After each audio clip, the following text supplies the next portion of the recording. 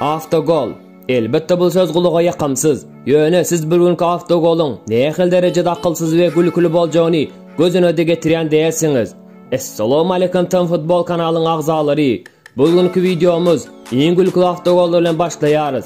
Şol video başka da Türkmen doğanlarımızı yetip barmak için şol videonun aşağına bir like koymanızı hem de yakın dostlarınızla paylaşmayı yattan çıkarmayın. Hananda videomuza başlayalım. Dostlar, size bir kanal tavsiye edesim geliyor. Instagram'da Vayner ile tanılan Dali 22 YouTube'da öz kanalını açtı. Hemmeniz şol kanala çağırın. Videolarını görseniz gülüp hezil edersiniz. Kanalın silkasını videonun aşağında kaldırın. Hökmeyen girip görün. Tam Futbol kanalının adından salamımızı yetirseniz ören şahat bolurduk. Bu golu L'Oreal dememiz mümkün. Kulüpte L'Oreal qoruqçular bolsa, dünyanın en güçlü dervezivani hem size kömek edip bilmez. Melgar ve Spor Rostoria özarı oyunun bir vaktında mihmanlar oyuncularının hücumçusu dervezivan bilen yekemeyeke çıkıyor. Dervezivan kiçirek yeniş kazanıp topu öz toparında kaldırıyor. Yönü top yuvoşluk bilen dervezer taraf hareketleniyor.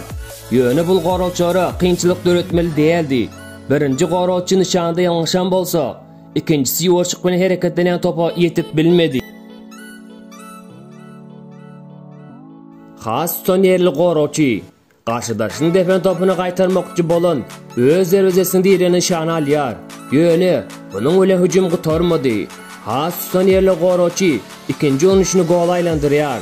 L'Oreal qoruqçunun tayini tapmaq qiyin bolayması. Avrupa'da, Asya'da bolşiyalı okyanların hem özarı çempionatlığı var. Yönü onların oyunlarını gülmek için hem görse bolacak ekeni. İkisani bir atlı, tefane kulüpleri özarı duşyarlar. Biri Tahiti, ikincisi bolsa Fiji'de işli bolyor. Mihmanlar dervezivan Mikhail Roşt topu öz dervezesinden noğluk çizikte durup urmağı başarıyor. Yine bu golun ören gülkülü olmağına qaramazdan Marvin Hittis burnu sindirip almanı az kaldı. Germania Bundesliga'nın 2013-2014 yıl mevsiminde Mainz ve Augsburg özarı duşyarlar. Yereleri mihmanlara hücum uyuşturende Hittis birinci urguyunu qaytarıyor. Yönü qaytarın topu yerelerinin oyuncusu topa taşlanıyor. Ondan öngörtülen mihmanlar oyuncusu topa taşlaştırmakçı bolup öz toparının dervezivana taraf depyer. Dip gol bolyor.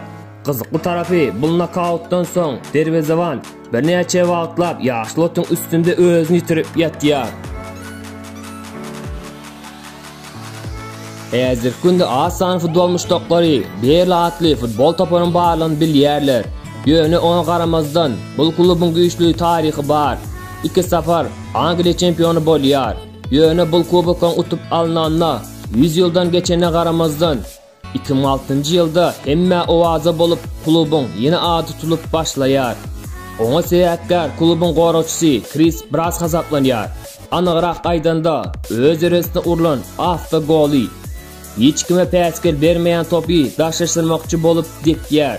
Yönü bu top öz kelese degip dervezeden yer alıyor.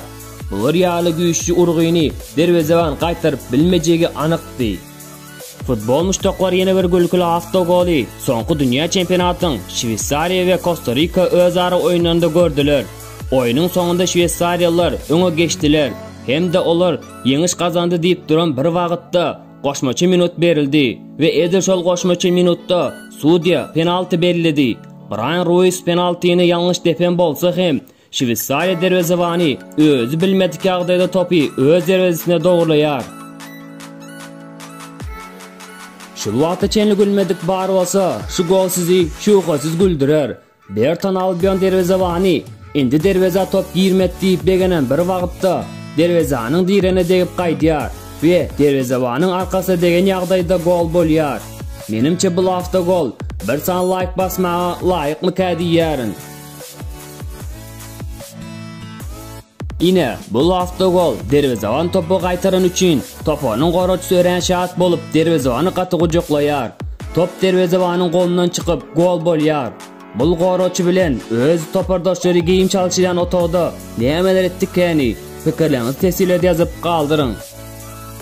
Dostlar, video goňuňyza yarandyr diýip umyt edýärin. Eger goňuňyza yaran bolsa, şol videony öz dostuňyzdan paýlaşmagy ýatdan çykarmaň.